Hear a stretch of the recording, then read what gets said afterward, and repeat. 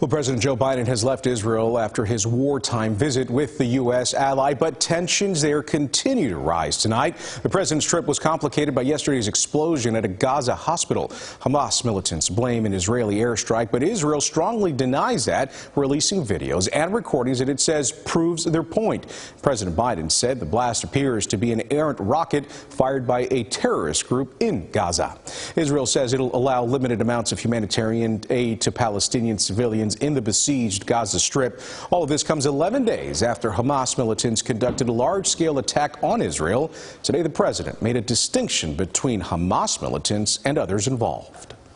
The vast majority of Palestinians are not Hamas. Hamas does not represent the Palestinian people.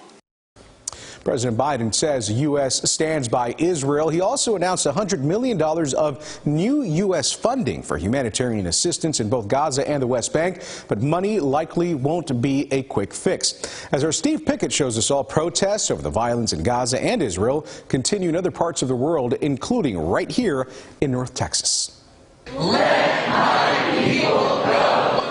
The voices are unified. Free, free, free Palestine. The voices are passionate. Brick by brick, wall by wall. The voices belong to North Texans.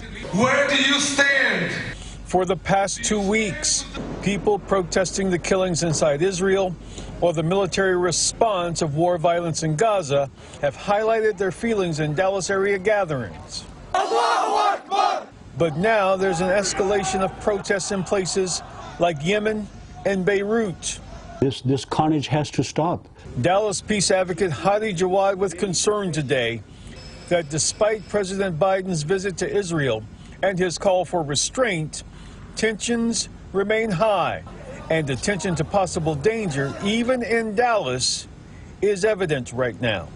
I'm very concerned that the fires of war that are unfolding in Israel-Palestine could find a way in our communities here.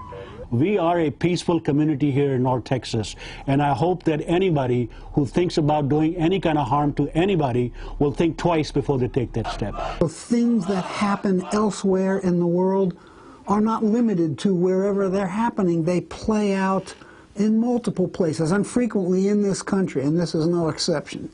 SMU human rights professor Rick Halperin. I think it's a good thing for people to be aware of the potential for violence. Nobody wants that to happen, of course, but we have to be safe.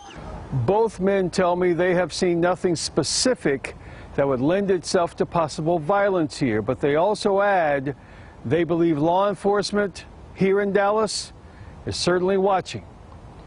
In Dallas, Steve Pickett, CBS News, Texas.